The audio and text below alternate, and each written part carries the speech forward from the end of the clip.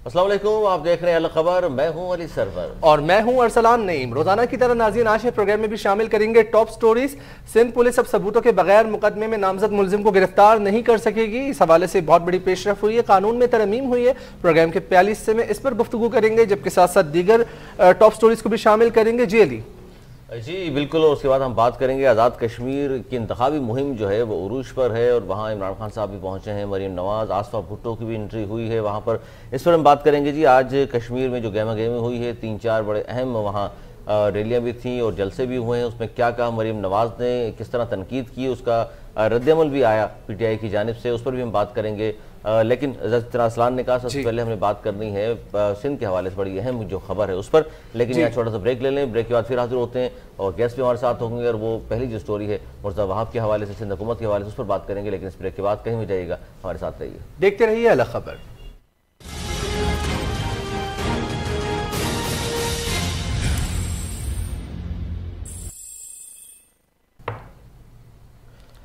Programme में एक बार फिर खुश आमदीद जी। सबसे बड़ी खबर आज की, सिंध हुकूमत का एक बड़ा फैसला सामने आया है। अब जुर्म साबित होने तक गिरफ्तारी नहीं होगी। सिंध काबीना ने पुलिस रूल्स में तरमीम की मंजूरी दी है, जिसके तहत FIR कटने के बाद मुलजिम को गिरफ्तार नहीं किया जा सकता जब तक के जुर्म साबित न हो, गिरफ्तारी नहीं होगी। इस हवाले से स्टार न्यूज़ ने रब्ता किया सिंध हुकूमत के तर्जमान बैरिस्टर मुर्तज़ा वहाब से और हमने उनसे रिक्वेस्ट की कि जनाब सिंध पुलिस में जो रूल्स में जो तरमीम हो रही हैं, इस हवाले से तफसीलन हमें थोड़ा सा आगाह कर दीजिए। आइए, उनका तफसीली उन्होंने आगाह किया है स्टार न्यूज़ को, आइए सुनते हैं।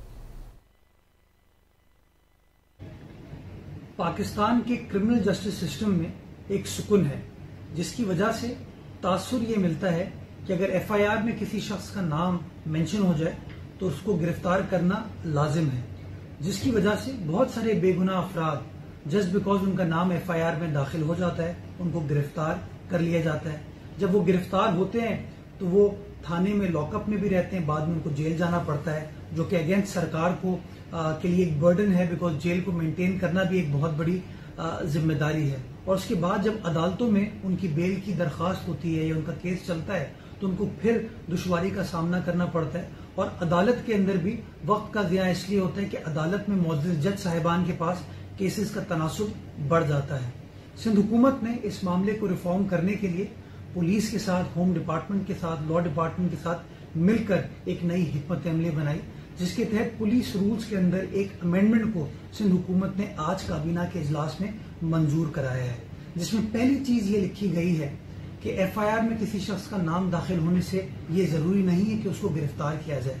गिरफ्तार करने से पहले इन्वेस्टिगेटिंग ऑफिसर को इस बात का तयन करना जरूरी है कि क्या उस अक्यूज के खिलाफ शवाहिद मौजूद हैं, क्या ऐसे सबूत मौजूद हैं जिससे उसका जुर्म साबित होता है या नहीं होता। ऐसे शवाहिद मौजूद हैं कि कहीं वो एब्सकॉन्ड कर जाए, भाग जाए, या वो विटनेसेस को इन्फ्लुएंस करने की कोशिश करे या एविडेंस को टैंपर करने की कोशिश करे। और कुछ सिचुएशन के अंदर उनको अपने जो सुपीरियर ऑफिसर है, यानी कि इन्वेस्टिगेटिंग ऑफिसर जो है, अपने सुपरिटेंडेंट से इजाजत लेने के बाद फिर गिरफ्तारी अमल में लेकर आएगा।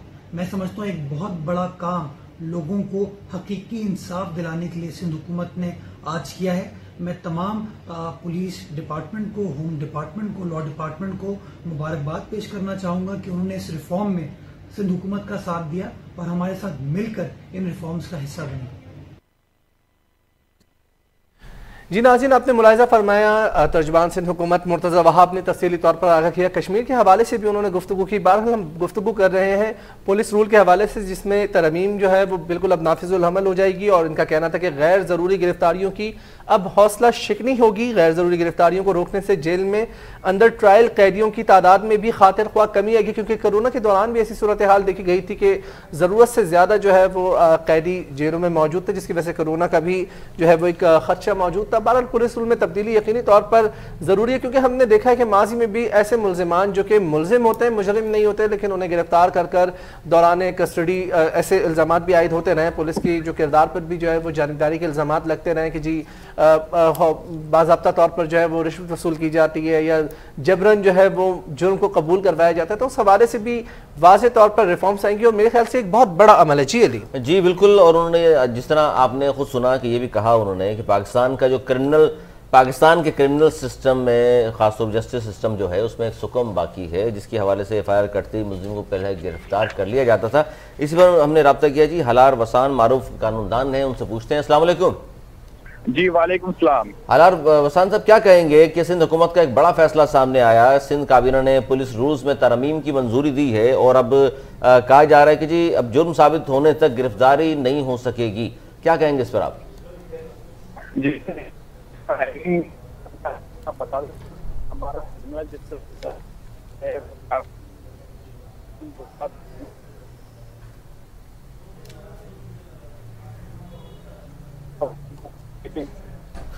जी बड़ा फैसला सामने आया सिंध हुकूमत का कि अब जुर्म साबित होने तक गिरफ्तारी नहीं होगी, जबकि पाकिस्तान के क्रिमिनल जस्टिस सिस्टम में एक सुकम है, FIR करते ही मुलजिम को गिरफ्तार कर लिया जाता है। 100 साल ये पुराना अरसलान सिस्टम चला आ रहा था, पुलिस रूल्स में तरमीम की पहले भी जरूरत थी और बहुत अच्छा फैसला भी है। कुछ लोग इस पर यकीनन एतराज़ात भी करेंगे, तनकीद करेंगे, लेकिन बड़ी तादाद जो है, खासतौर पर गरीब लोग जो हैं, जो बिल्कुल ही यानी कि कोई शख्स ये भी कहता था जिस फलां के खिलाफ रात मैंने ख्वाब देख लिया, मुझे मारना चाहता है, या तो FIR फौरी तौर पर दर्ज कर दी जाती थी और गिरफ्तारी अमल में आ जाती थी। अब कम से कम ये होगा कि जो बताया गया है आज मुर्तज़ा वहाब साहब ने जो गुफ्तगू की है स्टार न्यूज़ से, वो भी हमने सुनवाई आपको। उन्होंने कहा है कि जी अब ऐसा नहीं होगा, अगर FIR कटती भी है तो आपको तफ्तीशी अफसर जो है वो बुलाएगा और बिठाकर तमाम चीज़ों के हवाले से पहले आपसे पूछेगा, पहले तफ्तीश होगी और उसके बाद जब वो देखेगा कि उनके पास, फिर तफ्तीश के बाद ज़ाहिर शवाहिद इकट्ठे करेगी पुलिस और उसके बाद गिरफ्तारी होगी। अगर शवाहिद मजबूत हुए तो ये गिरफ्तारी, यानी कि फिर उसके बाद गिरफ्तारी होगी। ऐसा नहीं है कि जिस तरह पहले हुआ करता था कि जब FIR दर्ज होती थी और उसके बाद फौरी तौर पर गिरफ्तार कर लिया जाता था, गिरफ्तारी के बाद फिर तफ्तीश शुरू होती थी। अब ये नहीं होगा, जो कि बहुत बड़ा और बहुत अच्छा फैसला है सिंध हुकूमत का, बड़ा फैसला है कि अब जुर्म साबित होने तक गिरफ्तारी नहीं हो सकेगी। और झूठी FIR जो दर्ज हमारे यहाँ बहुत ज़्यादा होती हैं, झूठी FIR जो दर्ज होती हैं अब वो भी नहीं हो सकेगी, लोग दर्ज नहीं करवा सकेंगे, अगर करवा भी दें तो गिरफ्तारी नहीं हो सकेगी। ये बहुत बड़ी बात है। हलार वसान साहब, क्या कहेंगे इस पर? अब जाहिर एक तो झूठी FIR दर्ज करा के फौरी तौर पर गिरफ्तारियां हो जाती थी, अब ऐसा भी नहीं हो सकेगा। सर मैं वही अर्ज कर रहा था आपसे, लाइन डिस्कनेक्ट हो गई। एक परसों मेरे पास केस आया था, किसी ने मुझे पुलिस स्टेशन जाके फोन किया कि सर एक अननेम्ड है, उसको पुलिस ने अरेस्ट किया है और अब मुझे मजिस्ट्रेट के सामने बेल लेनी पड़ेगी। अब ये निजाम था, ये मैं खुशाइंदा करार दूंगा सिंध गवर्नमेंट का, जो कैबिनेट ने आज बिल पास किया है, ये पुलिस रूल्स 1934 की अमेंडमेंट है। ये अब पावर देगी इन्वेस्टिगेशन ऑफिसर को कि वो अरेस्ट करे सिटीजन को इन्वेस्टिगेशन के बाद। पहले क्या होता था कि पुलिस को में से दाखिल हो गए उनको अरेस्ट करते थे, उसमें क्या होता था, जैसे आज मुसलाबाद साहब ने भी कहा कि फिर आपको पता है अंडर ट्रायल होते थे, फिर जाहिर बात है बर्डन होता था, केसेस बढ़ जाते थे और टाइम भी लैप्स हो जाता था।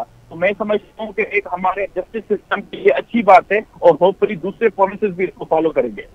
जी बिल्कुल, और ये जाहिर 85 साल पहले का कानून है, जिसमें आपने खुद कहा कि 1934 के जो कवानीन चले आ रहे हैं उसमें तारमीम होनी चाहिए, और इससे तो आम लोगों को आप नहीं समझते हलार वसान की फ़ायदा होगा।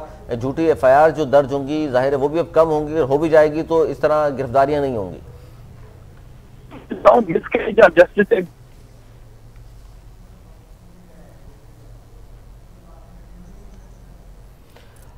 अच्छा जी, अच्छा एक बड़ा अहम फैक्टर जो अरसलान ने भी कहा कि इस तरह की गिरफ्तारियों से जेलों और अदलिया पर भी बोझ कम होगा, क्योंकि वैसे ही जो हमारे यहाँ जेल जो है उसमें ज़रूरत से ज़ायद कैदी रखे हुए हैं और फिर कोरोना के केसेस बढ़ते जा रहे थे, जिस हवाले से और जेलों में भी ज़ाहिर हालात इस दगरगू हैं और खालिस्तान शहरियों के मफाद में है जेलों और अदलिया पर बेजा बोझ कम करने के लिए ये कदम उठाया गया है और इस हवाले से बहुत सी बात है।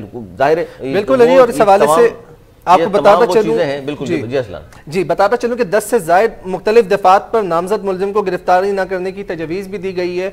और इसके बाद पुलिस ने जो है ये रूल्स 1934 में जो है तरमीम का मसौदा सिंध काबीना की मंजूरी के बाद अब नाफिजुल अमल हो जाएगा। प्रोग्राम में लेते हैं छोटा सा ब्रेक के बाद दोबारा हाजिर होंगे। देखते रहिए अलग खबर।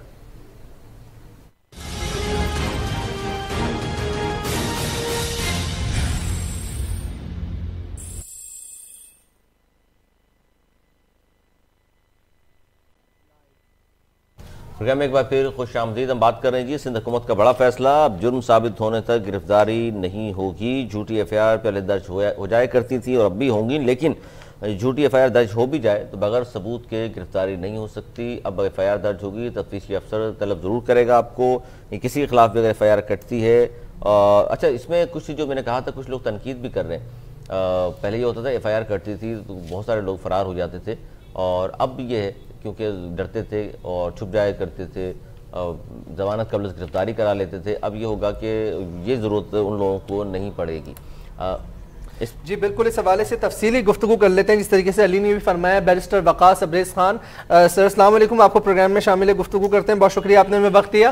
फरमाइएगा वकास अब्रेज़ खान साहब, आज सिंध पुलिस ने, सिंध काबीना ने आज 1934 पुलिस रूल में जो है वो तरमीम का फैसला किया है, जिसके बाद जब तक ठोस शवाहिद ना हो तो पुलिस किसी भी मुलजिम को गिरफ्तार नहीं कर सकती। अगर FIR में अगर वो नामजद भी हो तो जमानत कबल से गिरफ्तारी कराने की जरूरत नहीं पड़ेगी। सर, कैसे देखते हैं इसको? देखिए, दो महीने कबल जो है सुप्रीम के ऑनरेबल जस्टिस साहब जो कि मंसूर अली शाह साहब ने भी इस पे एक जजमेंट दी थी, और उन्होंने भी इसी तरह की एक जजमेंट उसी को देखते वो बिल्कुल सही कह रहे हैं वकास साहब। हाँ, और उसी को मद्देनजर रखते हुए ये आज जो है इन्होंने भी ये फैसला किया है कि 1934 के जो रूल्स हैं उनके अंदर अमेंडमेंट की गई है। तो मैं ये समझता हूँ कि ये बड़ा जबरदस्त इन्होंने फैसला किया है, क्योंकि हमारे यहाँ जो झूठी बोगस फिटिशियस फ्रीवलेस FIR करवाने का जो रवाज है और अपने मुखालिफिन को जो हरासा करने का जो कल्चर पाकिस्तान के अंदर चलता रहा है, उसका कला कमा करने के लिए मैं ये समझता हूँ या उसके आगे बंद बांधने के लिए इस तरह के जो with the passage of time reforms हैं या अमेंडमेंट्स हैं वो सिस्टम में करना बहुत ज़्यादा ज़रूरी है। क्योंकि एक शख्स का खिलाफ FIR करवाई जाती है और उसके बाद पुलिस जब उसे तफ्तीश के लिए गिरफ्तार करती है तो 3, 4, 5 महीने बिहाइंड दी बार रहने के बाद फिर ये पता चलता है, जब केस अदालत में जाता है, चालान सबमिट होता है, तो वो शख्स तो बेगुनाह था और पुलिस उसके खिलाफ कोई प्लाजिबल क्वेश्चन या concrete piece of evidence court of law में पेश ही नहीं कर सकी। लिहाजा इस असना में फिर उसको किसी भी सूरत जो कि जेल में उसका वक्त गुजरता है उसे कंपनसेट या रिड्रेस नहीं किया जा सकता। तो लिहाजा जो पूरी दुनिया के अंदर जो बेहतरीन क्रिमिनल जस्टिस सिस्टम है, अगर UK की बात की जाए, अमेरिका की बात की जाए, तो वहाँ पे तब तक किसी शख्स को डिटेन या अरेस्ट नहीं किया जा सकता या पुलिस तब तक किसी शख्स का फिजिकल रिमांड नहीं लेती कि जब तक किसी शख्स के केस इनक्रिमिनेटिंग या कोई कोजेंट पीस ऑफ एविडेंस सफा मिसल पे नहीं होता, जिससे पुलिस को ये सस्पेक्ट हो या डाउट हो कि कल कलां जब ये केस ट्रायल में जाएगा तो ये शख्स जो है ये कन्विक्ट होगा। लिहाजा इस तमाम सूरत हाल को मद्देनजर रखें तो इसके पेश नज़र मैं ये समझता हूँ कि ये अच्छा फैसला है, लेकिन ये अच्छा फैसला तब कंसीडर किया जाएगा जब प्रैक्टिकली और प्रैग्मेटिकली इसकी इन्फोर्समेंट की जाएगी और हम ना सिर्फ जुबानी कलामी नारे और दावों की हद तक इसको देखेंगे, बल्कि हम इसको प्रैक्टिकली अमल होते भी देखेंगे। अच्छा, इसमें अब क्या कहेंगे वकास अब्रेज़ साहब कि आदि मुलजिम जो हैं जिन पे बहुत सारे FIRs होती हैं, उसमें ज़ाहिर झूठी सच्ची दोनों होती हैं, उनको भी ज़ाहिर है फिर तो फ़ायदा होगा इससे, फौरी तौर पर उनकी गिरफ्तारी भी नहीं हो सकेगी, फरार इख्तियार कर सकते हैं फिर तो बासानी को। नहीं, बिल्कुल ऐसा नहीं है। इसका बिल्कुल ये मकसद नहीं है कि वो आदमी मुजरिमान को या मुलजिमान को किसी तरह का फ़ायदा दिया जाए। जिस शख्स के अगेंस्ट जो है वो एविडेंस मौजूद है, ठोस शवाहद मौजूद हैं, उसको गिरफ्तार किया जा सकता है। इसमें सिर्फ जो मैंने आपको जजमेंट का हवाला दिया और इसमें जो सिमिलर चीज़ें हैं उसके अंदर ये है कि अगर किसी शख्स के अगेंस्ट एविडेंस मौजूद है तो उसको गिरफ्तार किया जाए, और अगर किसी शख्स के अगेंस्ट एविडेंस ही मौजूद नहीं है, शवाहिद भी मौजूद नहीं है, तो आप इसे क्यों हरासा करने के लिए बयान की बात रखते हैं। इसलिए अगर एक शख्स का जो कि आदि मुलजिम है या मुजरिम है, रिकॉर्ड याफ्ता है, तो उसको पुलिस बिल्कुल। अच्छा, इसमें तो बिल्कुल सही कह रहे हैं। इसमें तो इसका मतलब है कि अगर किसी शख्स को पुलिस ने तलब किया भी है तफ्तीश के लिए, तफ्तीशी अफसर ज़ाहिर तलब कर सकता है, और वहाँ पर अगर वो वाकई इस तरह के उसके बाद तफ्तीश करने के बाद उसको घर जाने दे, उसके बाद कोई तफ्तीश मज़ीद आगे बढ़ती है और इस तरह के ठोस शवाहिद उनके हाथ आ जाते हैं तो उसको गिरफ्तारी अमल में लाई जा सकती है। अगर उसके बावजूद भी, जिस तरह हमारे यहाँ तो कवानीन तोड़े भी जाते हैं और कानून के रखवाले कुछ ऐसे लोग भी हैं जो तोड़ देते हैं, तो वो फिर ज़ाहिर अदालत जाएंगे तो अदालत भी ज़ाहिर पूछेगी बगैर अपने शवाहिद के किस तरह इनकी गिरफ्तारी डाल दी। अब बिल्कुल इसी तरह जी हमारे यहाँ जो थाने का कल्चर है, यहाँ पे अगर किसी शख्स को समन किया जाता है या पुलिस के साथ तफ्तीश के अंदर कोऑपरेट करने के लिए कहा जाता है, तो जब वो शख्स जो है पुलिस के साथ कोऑपरेट करना चाहता है, कोऑर्डिनेट करना चाहता है, दिस इज वेरी अनफॉर्चुनेट कि उस शख्स को धर लिया जाता है, उसे गिरफ्तार कर लिया जाता है, चाहे उसका नाम FIR में है या नहीं है, लिहाजा जब तक इस कल्चर का कलाकमा नहीं होगा, हमारे शहरी, हमारी अवाम पुलिस के साथ कभी भी ताबुत नहीं करेगी। लिहाजा अगर किसी शख्स का नाम FIR में भी दे दिया गया है तो इसका भी हरगिज़ ये मतलब नहीं है कि उस शख्स ने वो जुर्म किया है। FIR का मतलब है कि फर्स्ट इंफॉर्मेशन रिपोर्ट, एक पुलिस को इतला दी गई है कि एक शख्स ने जुर्म किया है। अब ये पुलिस का काम है तफ्तीश करना कि जो इतला दी गई है वो सच्ची है या झूठी है। अगर ये झूठी है तो 182 के खिलाफ पुलिस उस झूठे मुद्दई के खिलाफ कार्रवाई कर सकती है और मजिस्ट्रेट के पास भी CRPC के सेक्शन 250 के तहत ये इख्तियार मौजूद है कि उस झूठे मुद्दई के खिलाफ कार्रवाई करते हुए उसे जो है वो 15,000 से लेके आप बड़ा जुर्माना भी कर सकता है। अच्छा वकास अब्रेज खान साहब, जरा फरमाइएगा कि जो मफरूर मुल्जिम है जिन पर FIR, जिस तरीके से अली ने भी जिक्र किया कि क्या वो अगर किसी को नामजद कर दिया जाता है किसी भी मुकदमे में तो क्या वो मफरूर नहीं हो सकता, रूपोश नहीं हो सकता, क्योंकि गिरफ्तारी होगी नहीं, और अगर ठोस शवाहिद नहीं है और अगर चाहे वो जुर्म का मुर्तकिब है तो वो किसी दूसरे शहर जाकर रूपोश हो सकता है या फिर सफरी पाबंदियां भी उस पर आयद होंगी? बिल्कुल जी, ये एक एलिमेंट जो है ये देखने वाला है, क्योंकि हमारे यहाँ जो कल्चर चलता आ रहा है, जो सिस्टम है, जो ट्रेडिशन है, उसके अंदर ये है कि हमारे जो अवाम है, हमारे शहरी हैं, वो बिल्कुल कोशिश करते हैं कि किसी तरीके से अदालत का या पुलिस का जो प्रोसेस है इसको अवॉइड और ल्यूट या अवॉइड किया जाए।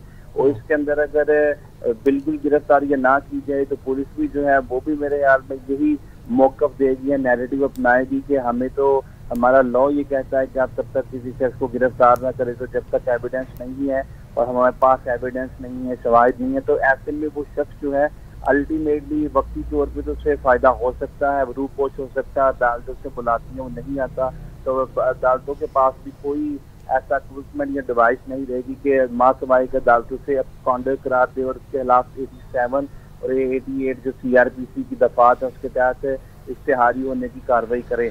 लिहाजा ये एक एलिमेंट है जहाँ पे जो है वो सोचने की ज़रूरत है कि अगर रिलैक्सेशन दी जाती है, अगर किसी शख्स का नाम FIR में दे दिया गया है तो उस शख्स के गिर्द कैसे घेरा तंग किया जाए, उसे गिरफ्तार भी न किया जाए।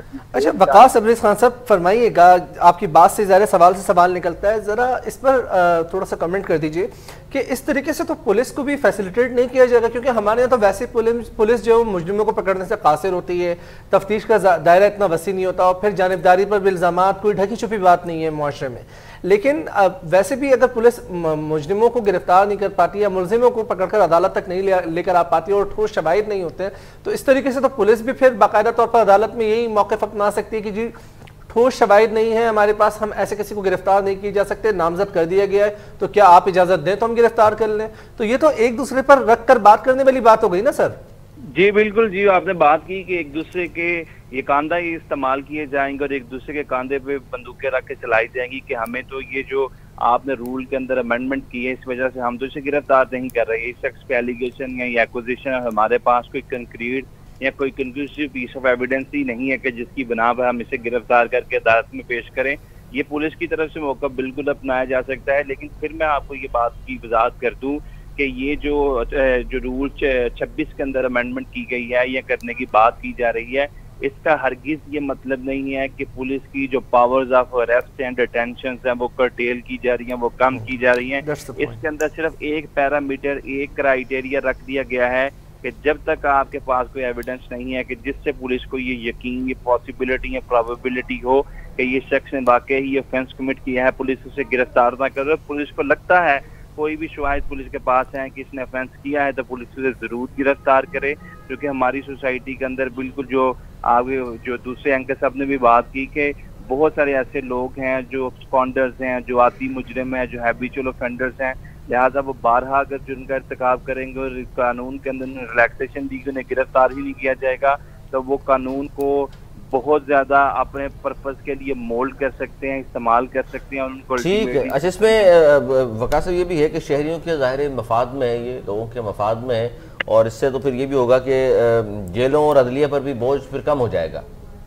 बिल्कुल जी, हमारी जेलों के अंदर बहुत ज्यादा बोझ है और मैं to be very honest with you, हमारी प्रैक्टिस के अंदर ये जो चीजें मिलती हैं, हमारी FIR के खुद उठा के दे दिया जाए तो ये जितनी भी FIR क्या बल्कि इसके अंदर से 70% जो FIR हैं वो बोगस होती हैं, वो झूठी होती हैं, वो मैनिपुलेटेड होती हैं, उनका हकायक के साथ या रियलिटी के साथ कोई ताल्लुक नहीं होता।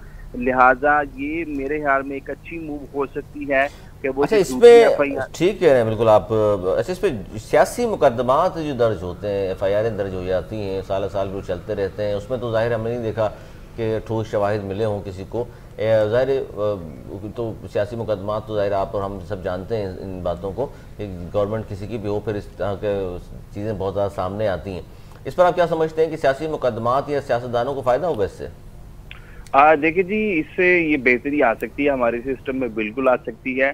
आपने ये देखा होगा हमारी प्रैक्टिस के अंदर कि अगर कोई भी शख्स जिस पे कोई कत्ल का एलिगेशन लगाया जाता है तो वो कत्ल की किसी भी FIR के अंदर सिर्फ एक शख्स को नामजद नहीं किया जाता, बल्कि 4, 5, 6 लोग जो कि उसकी फैमिली के या उसके दोस्तों को भी बीच में नामजद कर दिया जाता है, और कुछ जो है वो नामालूम रख दी जाते हैं ताकि कुछ लोग जो इसको परस्यू करना चाहते हैं या प्रोसिक्यूट करना चाहते हैं या पैरवी करना चाहते हैं, उन लोगों को भी इससे बाज रखा जाए और पुलिस के सामने जो है 8-10 नाम एक FIR के अंदर दे दिए जाते हैं। तो जो प्रिंसिपल अक्यूज होता है उसके साथ दूसरे लोग जिनका कोई कसूर नहीं होता, उनका कसूर ये है कि वो उसके रिश्तेदार हैं, उसके दोस्त अहबाब हैं, उनका नाम भी FIR में दे दिया जाता है और उनकी भी गिरफ्तारी अमल में लाई जाती हैं। बाद जब वो कोर्ट के सामने केस जाता है तो मालूम ये होता है कि इनका जानबूझकर नाम जो FIR में दे दिया गया। तो एक शख्स जो प्रिंसिपल अक्यूज है उसके साथ 7, 8 या 10 लोग जिनका नाम FIR में दिया जाता था और उनको गिरफ्तार कर लिया जाता था, बाद अदालत के किसी हुक्म से उनकी कंपनसेशन या रिड्रेसल नहीं हो सकता था। जो अर्सा उन्होंने जेल में गुजारा था, मैं समझता हूँ उसका कला कमाल सद्देबाब करने के लिए इस तरह की तरमीम होनी चाहिए। बिल्कुल जी। और ये जो तासुर एक है, इस पर भी जाहिर है हम चाहेंगे तो सियासी सवाल ही कि एक प्रॉपर्टी डीलर बिल्डर को बचाने के लिए शायद ये तरमीम की गई, ऐसा नहीं है। इससे तमाम को फ़ायदा होगा, लोगों को, खासतौर पर जो बहुत सारे बेगुनाह लोग हैं जो जेलों में आज भी बंद हैं, जिनके मुकदमात साल साल चलते हैं। क्या कहेंगे अब्रेज साहब, ऐसा भी है कि साल साल मुकदमात चल रहे हैं, बेगुनाह अफराद जो हैं उनके खिलाफ FIR दर्ज हो जाती हैं और गिरफ्तारी अमल में फौरी तौर पर गिरफ्तारियाँ उनके खिलाफ तो फौरी गिरफ्तारी अमल में आ जाती हैं? बिल्कुल इसी तरह ना सिर्फ हमारी पुलिस के अंदर बल्कि आप देखिए दूसरी हमारी लॉ इन्फोर्सिंग एजेंसी है, हमारी FIA है, NAB है, CTD है, और NAB के अंदर भी अगर आप देखिए कि जिस तरीके से ये गिरफ्तारी अमल में लाई जाती हैं उस पर हमारी ऑनरेबल हाई कोर्ट की और सुप्रीम कोर्ट की सेवरल जजमेंट मौजूद है। जस्टिस मकबूल बाकर की 87 पेजेस की जजमेंट है। रिसेंटली हाजी आसिफ के केस के अंदर, हकान अब्बासी के केस के अंदर और एहसन इकबाल के केसेस के अंदर भी जजमेंट्स मौजूद हैं। लिहाजा आप लोगों को उठाते हैं उनके जिनके नाम किसी कंप्लेंट में किसी FIR में दे दिए जाते हैं और बाद जब वो कोर्ट ऑफ लॉ में केस जाता है तो 6 महीने 1 साल उस शख्स को जेल में रखने के बाद आप कोई इंक्रीमेटिंग, कोई प्लाजिबल, कोई कोजेंट या रीजनेबल एविडेंस जो है सफर मिसल पे प्रेजेंट ही नहीं कर पाते जिसकी बेसिस पे कोर्ट से कन्विक्ट कर सके। तो जब आपके पास एविडेंसेस नहीं है तो आप क्यों एक शख्स को गिरफ्तार करते हैं, उसको गिरफ्तार करते हैं? बिल्कुल। अच्छा, वकास अब्रेज साहब जरा फरमाइएगा, सवाल करना चाहूंगा। सर, आपने खुद अभी बात की प्रोसिक्यूशन के हवाले से, फिर जाहिर है जुडिशरी का एक अपना पूरा सिस्टम है और मुकदमात का ट्रायल का एक अपना तौर तरीका होता है, लेकिन सर जो ज़ेर इल्तवा मुकदमात हैं, जिस तरीके से अली ने भी निशानदेही की कि बहुत से ऐसे केसेस हैं जो कि गिरफ्तार कर लिया जाता है, फिर तफ्तीश भी हो रही होती है, तफ्तीश के दौरान ही जो है वो ज़मानत नहीं हो पाती और बेगुनाह अफराद भी जो है वो जेलों में जेल काट रहे होते हैं, जबकि उनका मुकदमे से कोई लेना या कोई वास्ता बिल वास्ता या बिला वास्ता नहीं होता, लेकिन वो एक झूठे या बोगस मुकदमात भी होते हैं, जिस तरीके से आपने भी इसका जिक्र किया। सर, ज़ेर इल्तवा मुकदमात के लिए भी आप समझते हैं ये बहुत अच्छा इकदाम है कि रूल 26 में तरमीम की गई? ज़ेर इल्तवा मुकदमात के हवाले से भी जो है वो तरमीम की ज़रूरत है ताकि चीज़ें बेहतर हो सकें। जो मुकदमात हज़ारों लाखों की तादाद में ज़ेर इल्तवा ताकि अदलिया पर भी बोझ उसका कम हो सके। सर, इसके बारे से क्या कहेंगे? बिल्कुल जी, अदलिया से बोझ खत्म करने की ज़रूरत है और जब तक आप इनका जो बोझ है वो शेयर नहीं करेंगे तो अल्टीमेटली वो कभी भी डिस्पेंशन ऑफ जस्टिस के लिए स्पीडीली और एक्सपीडिशियसली एक्ट नहीं कर सकते। और दूसरी एक सबसे ज़रूरी बात है, रिसेंटली मेरी भी IG से मुलाकात हुई, वकला साहिबान की एक टीम थी और हमने उनसे रिक्वेस्ट भी की कि आप जो है मैक्सिमम ये कोशिश करें कि 182 जो PPC है इसकी कार्रवाई को इनिशिएट किया जाए और थाना कल्चर के अंदर जो झूठे मुद्दईयान हैं, जो बोगस, फटीशियस, बेसलेस और मन घड़त मुकदमात अपने मुखालिफिन के केस करवाते हैं जिनका ग्राउंड रियलिटी से कोई कंसर्न नहीं होता, ऐसे झूठे मुद्दईयान के खिलाफ 182 की कार्रवाई की सजा को एक तो बढ़ाया जाए क्योंकि ये बेलेबल ऑफेंस है।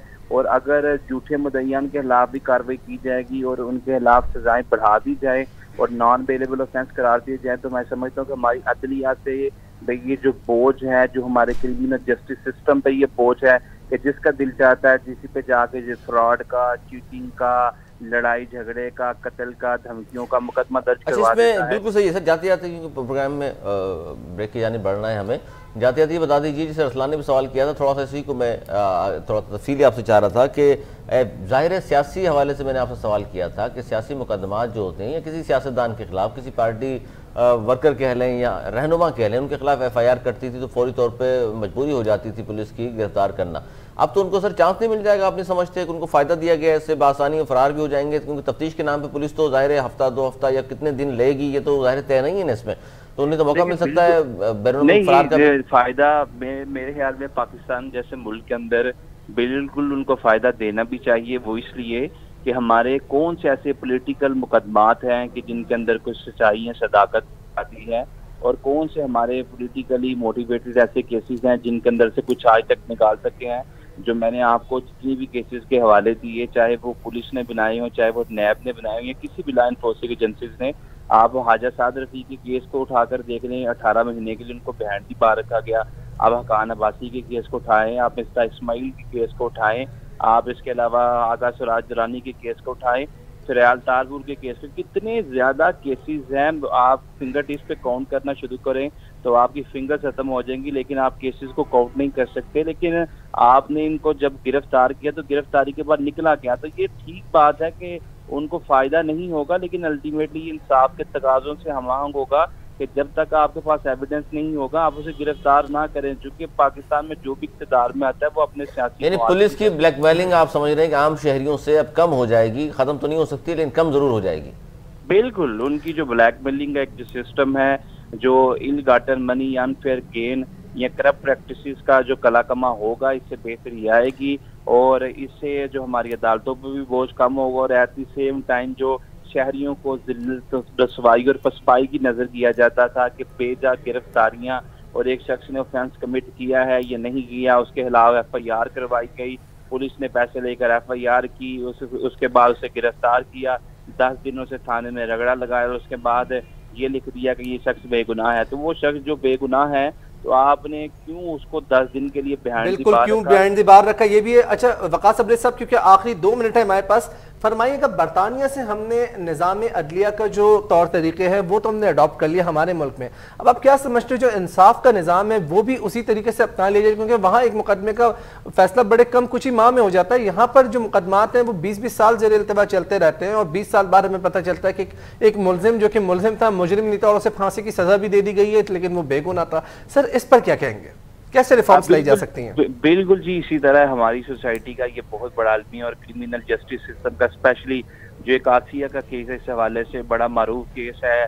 1998 के अंदर उसे जो है सजा दी गई लोअर कोर्ट में, ट्रायल कोर्ट में, और 2018 में जब उसको बाइज्जत बरी किया गया सुप्रीम कोर्ट ऑफ पाकिस्तान से, तो वो जब बाहर आती है तो उसे पता चलता है कि उसके वालिद मोहतरम में उसकी वालदा वफात पा चुकी है, उसके घर को देखने वाला कोई नहीं रहा। ये बदकिस्मती सिस्टम की, एक तो निज़ाम इंसाफ जो है इस पे के अंदर बहुत ज्यादा डिफेक्ट्स हैं, कजियां हैं, कमियां, कोताहियां, एट द सेम टाइम इसमें डिले कर दिया जाता है। जो आपने बात की कि बरतानिया से हमने सिस्टम ले लिया लेकिन वहाँ पे एक्सपीडिशियस और स्पीडी जस्टिस सिस्टम है, वहाँ पे बहुत कम ऐसे केसेस है, जो कि मैंने वहाँ पे थोड़ा सा प्रैक्टिस भी की और क्रिमिनल जस्टिस सिस्टम को हमने समझा भी अपनी बार की स्टडी के दौरान। तो वहाँ पे बहुत कम ऐसे केसेस हैं कि जो ट्रायल स्टेज पे जाते हैं, सिर्फ वही केसेस जिसके अंदर प्रोसिक्यूशन के पास एविडेंस मौजूद है कि इसको ट्रायल में कन्विक्ट किया जा सके, वही ट्रायल में जाते हैं। अदरवाइज वो केसेस जो है इनएफिशिएंट एविडेंस होने की बुनियाद पे वापस ले लिए जाते हैं या प्रोसिक्यूशन उसे अबैंडन कर देती है। बिल्कुल यही मेरा नुक्ता है कि वापस ले लेती है। तो फिर यहाँ पर भी सिस्टम कुछ इस तरीके से होना चाहिए ना, ताकि मयाना रवि और मसावात के तौर पे तमाम तर चीजें सर हो सके, क्योंकि एक बेगुनाह शख्स अदालतों के चक्कर भी काट रहा है, फिर मजदूरी भी करनी है, उसे घर भी चलाना है, फिर ये बड़ा एक तकलीफ दे अमल होता है।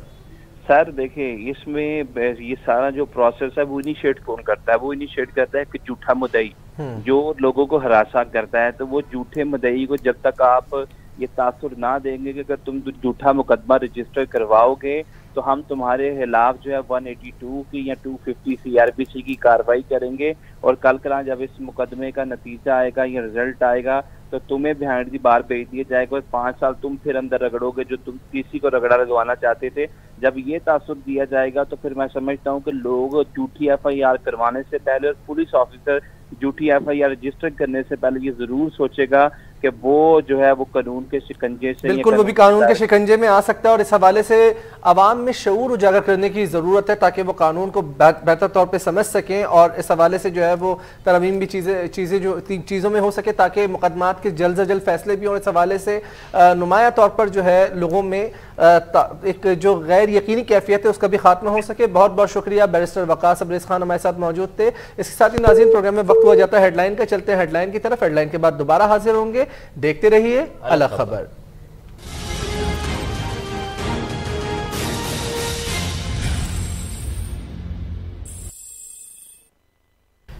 जी नाज़रीन, अलग खबर प्रोग्राम में एक मतलब फिर आपको खुशामदीद कहते हैं। ब्रेक से कबल हमारे साथ मौजूद थे रहनुमा मुस्लिम लीग नून नासिर कमाल यूसुफ साहब और सरदार असलम साहब पाकिस्तान तहरीक इंसाफ के रहनुमा। सरदार असलम साहब, आपकी जानिब आऊँगा। ज़ाहिर है आपने तहफ़्फ़ुज़ात का इजहार भी किया और नून लीग के हवाले से भी बात हुई कि उनकी क्या कारकर्दगी रही। सर ये मुझे बता दीजिए, ये वफाकी वज़ीर अली अमीन गंडापुर की जानिब से जिस तरह के इलेक्शन कमीशन आज़ाद कश्मीर ने भी उनके खिलाफ अब एक्शन ले लिया और FIR भी ताहाल उनके खिलाफ दर्ज नहीं हो सकी। सर अगर वो इतने पुरअमन है तो ये फतराव फिर ये जलसे और तकरीर के दौरान उन पर झूठा उछालना, सर ये मामला क्यों रोनुमा हो रहे हैं? अमन को क्यों खतरा हो रहा है कश्मीर के उनसे?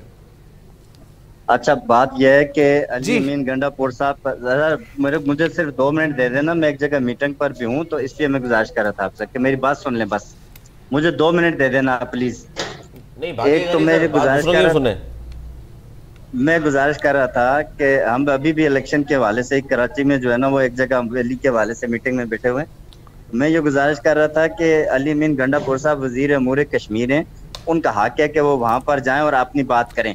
अगर सर बिल्कुल हक है, सर बिल्कुल हक है कि वो जाएं अपनी बात करें। नहीं, बात नहीं काट रहे आप, सवाल तो ले लेना सर, सवाल तो ले लेना सर, सवाल ले लें प्लीज। सर ज़ाब्ते अखलाक की खिलाफ वर्जी, आप लोग इंतखाबात में इस्लाहात की बात करते हैं, आप लोग इलेक्ट्रॉनिक वोटिंग मशीन की बात करते हैं सर, और फिर वहां पर रकमें बांटना, वीडियोस मंजर आम पर आना, सर इसको आप कहते हैं कि जी उनका हक है। अगर मुझे आप बोल बिल्कुल आप बोलें। जी जी आप बोलने देंगे। मैं एक तो लाइन पे हूँ ना, डिस्टर्ब हो जाता है। मैं आपकी तसल्ली करा दूंगा अगर आप मुझे थोड़ा सा टाइम। बिल्कुल बिल्कुल लीजिए सर टाइम, अपने वोटर्स की तसल्ली कराएं। काम किया पाकिस्तान में। गुजारिश ये कर रहा हूँ, देखो हम हेल्थी डिबेट के चक्कर में हमको, मैं उस तरह के पॉइंट स्कोरिंग वाला काम मैं नहीं करता। मैं ये गुजारिश कर रहा हूँ कि अली अमीन गंडापुर वजीर अमूर कश्मीर है, उनका जाना वहाँ पर उनका हक है। वो अपना मौकफ, अपनी बात वहाँ पर कश्मीर के हवाले से रख सकते हैं। अगर कहीं इलेक्शन कमीशन को ये लग रहा है कि उन्होंने कानून की खिलाफ वर्जी की है तो उसके ऊपर जो चार्ज है, हमने कभी इस तरह की किसी चीज का तहफ़्फ़ुज़ नहीं किया, लेकिन हम समझते हैं कि कहीं ना कहीं उनके ऊपर ये झूठे इल्जामात लगाए जा रहे हैं वहां नून लीग की हुकूमत की तरफ से।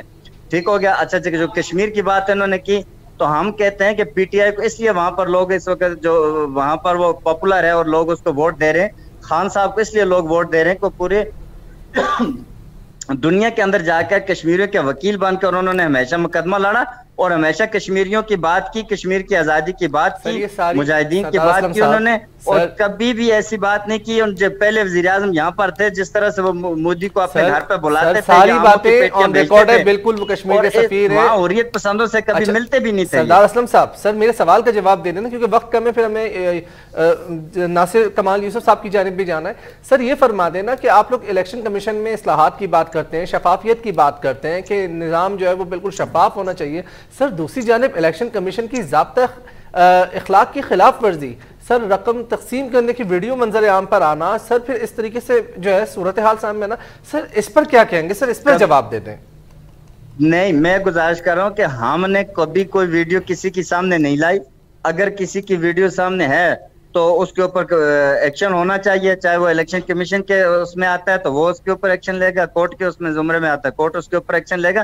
किसी गलत काम की कभी हमने जो है ना वो हमायत नहीं की। सर यही तो सवाल कर रहा हूँ, आप नाराज हो जाते हैं मेरे सवाल करने से। बड़ा हाजजाना सवाल है आपसे कि वीडियोस मंजर आम पर आ रही है, पैकेजेस का ऐलान हो रहा है। सर ये तो धांधली के मुतरादिफ होता है ना, इंतखाबात से कबल आप इस तरह के देखो, उन्होंने ये कहा है, अली अमीन गंडापुर के जो वीडियो की आप बात करते हैं, उन्होंने ये बात की है कि जब हमारी हुकूमत आएगी कश्मीर के अंदर पीटीआई की हुकूमत होगी तो हम ये काम करेंगे, तो ये भी ना बोले तो जा रहा है तो हम कश्मीरियों के लिए फिर भी कोई काम नहीं करेंगे। आप ये कहना चाहते हैं? नहीं सर, नहीं सरदार साहब, अच्छा एक बात ये बता दीजिए कि आप जब इमरान खान साहब भी पहुंचे हैं यहाँ से पाकिस्तान से, और भी बहुत सारे लीडरान मौजूद हैं, मुराद सईद साहब भी गए हुए हैं, तो सर बता क्या रहे हैं वहां जाके कि पाकिस्तान में सामने क्या किया है, पाकिस्तान को नया पाकिस्तान बना दिया है, रियासत मदीना बना दिया है, इसलिए हमें वोट दे दें? क्या बता रहे हैं आप लोग? सिर्फ ये कह रहे हैं जी नवाज शरीफ ऐसा था, जरदारी साहब ऐसे थे? पाकिस्तान में कहने के लिए बहुत सारी चीजें हैं। फिर आप कहेंगे पाकिस्तान में पहली दफा जितने भी ये चोर और लुटेरे थे जो 70 साल से पाकिस्तान को लूट रहे थे, उनको जेल में डाला। कहां से जेल में डाल दिया हुजूर? सारे जमानतों में बाहर है, सबूत ही नहीं है आपके पास। सर फरार भी करवा दिया सर, अदालतें 86 केसेस है, सारे सबूत होते तो अदालतों से जमानत थोड़ी होती। जी नासिर कमाल साहब, मैं गुजारिश करूं, वैसे आपके जो सवाल है उसमें सारे जवाब आ गए हैं। अली मीन गंडापुर साहब वज़ीर उमूर कश्मीर जरूर है। अच्छा नहीं, लेकिन इसमें नासिर कमाल साहब सवाल ये था, नासिर साहब सवाल ये था कि राजा फारूक हैदर साहब के हल्के में जब वो गए हैं तो वहां पर पथराव हुआ है उन पर। ताहिर ये भी गलत है, उन्होंने जो कुछ कहा वो तो गलत था ही, लेकिन आप लोगों के ज़ाहिर रद्दमल जो था वहां पर वो भी सही नहीं था। अच्छा मैं गुजारिश करूं आपसे, वो मेरे भाई फरमार थे कि वो कश्मीरियों के सफीर है, मैं थोड़ी सी बात करूंगा।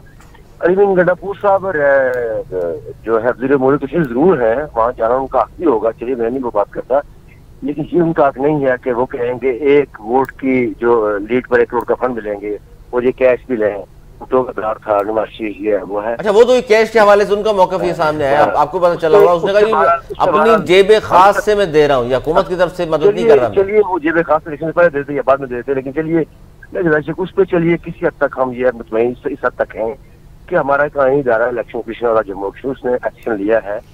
वो जो फौजदारी कार्रवाई का भी जो मामला चल रहा है उनको एक नोटिफिकेशन के जरिए बहरहाल पाबंदी किया कि वो ना आए। बहरहाल चलिए किसी हद तक हमने इत्मीनान भी है।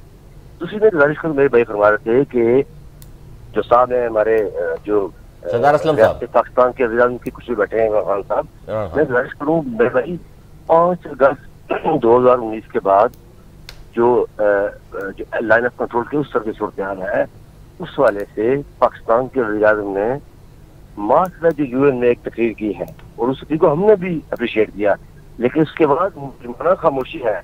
आपने कहा उन्होंने फरमाया जी जुमे को ये कर लें वो कर लें, उन्होंने क्या कश्मीर के लिए किया? अच्छा नहीं, इसमें तो आप पे भी इतराज़ात थे ना। देखिए नासिर साहब, देखिए सवाल तो चलते हैं सर, देखिए इस सवाल का जवाब भी दे दिए नासिर साहब। ये देखिए वहाँ पर मरीम नवाज साहिबा भी खिताब कर रही हैं, मकबूजा कश्मीर की सूरत हाल की वो बात नहीं करती, मोदी को कंडेम नहीं कर रही, और सबसे बड़ी बात ये है जो वो ये कहती हैं कि जी हमारी हुकूमत आएगी तो मकबूजा कश्मीर को आज़ाद कराएंगे। हुजूर वाला 3 हुकूमतें तो आपकी आ चुकी, आज़ाद क्यों नहीं करा लिया आपने? मैं गुजारिश करूं कि दोस्तियां जरूर बढ़ा लिया आपने, कारोबार जरूर वहां कर लिया आपने, लेकिन मकबूजा कश्मीर के हवाले से कुछ नहीं किया। आप अगर वो मुझे टाइम देंगे मैं पाकिस्तान से बात कर दूंगा, लेकिन चूंकि इलेक्शन स्पेसिफिक बात है, नवाज साहब के 10 जलसे हुए हैं तो 9 जलसों में पूरे फख्र से कहा है कि मेरी रगों में कश्मीरी खून है। उन्होंने कश्मीर के जो परचम है उसको भी चूमा, उन्होंने कश्मीरियों की महकूमी का भी जिक्र किया। लेकिन नासिर कमाल साहब सर होल्ड ऑन, सवाल करना चाहूंगा क्योंकि आपने बात की है, वक्त कम है, मुख्तसर है। सर मरीम नवाज ने काफी वो कॉर्नर मीटिंग से भी खिताब कर लिए, उन्होंने बरनाला में भी जो है वो जलसे से खिताब किया। सर आरएसएस के नजरिए पर वो तनकीद नहीं करती, आर्टिकल 370 और 35A के निफास के ऊपर वो बात नहीं करती, कुलभूषण यादव के ऊपर वो कोई बात नहीं करते।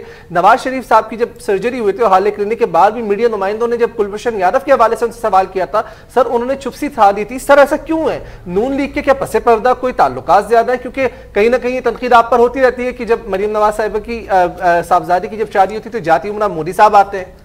सर कारोबारों के इल्जाम भी नून लीग पर लगते हैं। सर इस पर रिस्पॉन्ड कर दीजिए, ऐसा क्यों है?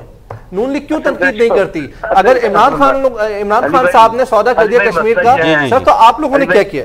जी अली भाई, मसला ये है इन सब चीजों का जो ताल्लुक है वो पाकिस्तान के मुस्तकबिल से है।